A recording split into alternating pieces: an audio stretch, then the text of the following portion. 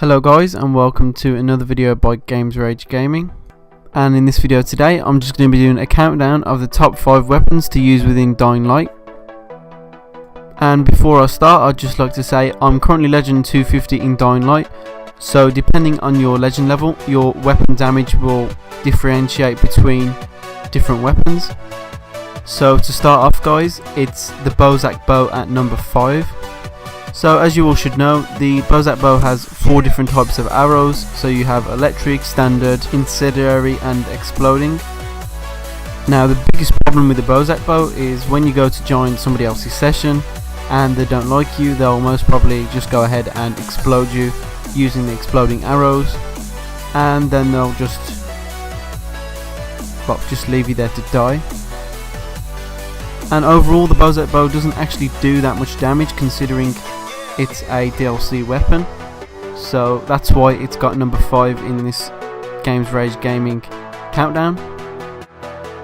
In 4th place it's the fabulous flat end sledgehammer, and this is currently a modified gold weapon. It does 6,981 damage and it has 6 repairs, which for a weapon is obviously a lot of repairs, especially for a heavy weapon such as this. Now the actual damage with this is quite decent, but the only problem is the maneuverability with it.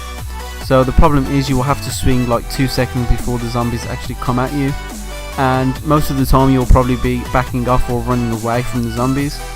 Now if you're doing something like a night hunter mission for example, this weapon would prove no good at all, as by the time you swing it the night hunter would already have killed you, which is a complete waste of time. Now this is currently fire and electric on this sledgehammer, but overall the weapon is a good weapon to use in a really bad situation, just good to have on you really. Moving on to the 3rd weapon in this video, and this is the modified premium katana. This is currently a gold weapon and it does 5,367 damage. Now this does very similar damage to the machete, it does more actually, but this is only going to make it to 3rd place in this video. So the katana itself looks cool, is cool, and performs quite well with a few zombies for example. So I'm just going to grapple down now and just quickly use it to show you guys what it's like. Now even though the stats say it's quicker than the military machete, it doesn't really seem to be quicker than the military machete. The actual weapon itself is one-shot hits, so one-shot kills. It doesn't slice the zombies in half as such, it kind of just damages them a lot of the time. And it also does come with 6 repairs, which is it's normal really for a weapon of this standard. But overall the weapon is really quick, easy to use, and I normally use it as more of a backup weapon in case anything goes wrong in a small situation. Now moving on to 2nd place guys, and this is the engraved semi-automatic shotgun, and this is literally the only shooting weapon I use in the whole game. The weapon does the most damage, does 14,000 damage near enough, because I'm Legend level 250, otherwise it will do roughly about 7,000 damage. But overall this weapon is really good, especially for the boss fighters.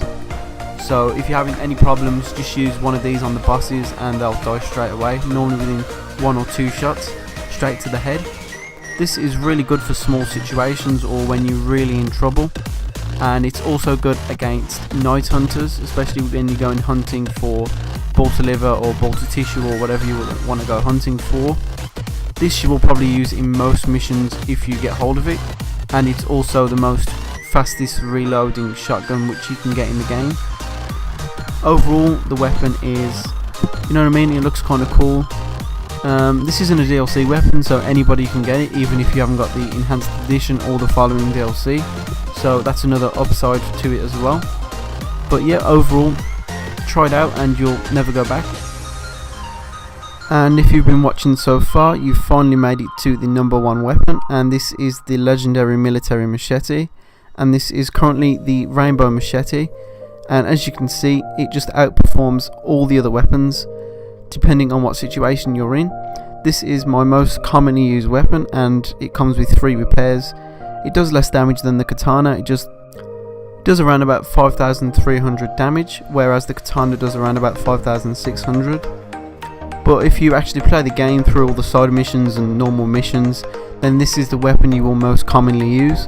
Now this weapon gets dropped quite a lot when people are just going around giving people weapons, but sometimes it's not fully upgraded. This currently has T2 electric and fire already applied, so it's a fully modified gold weapon, and this is the best weapon which you will come across in the game.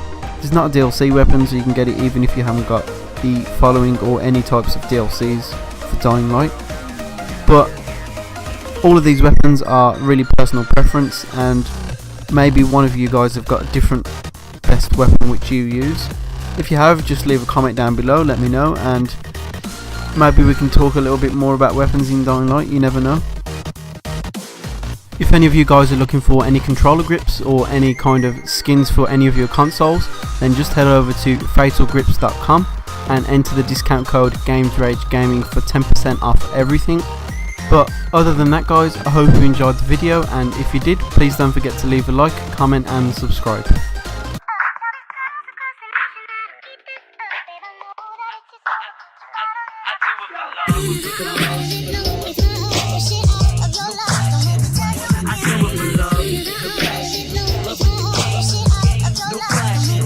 I do it for love.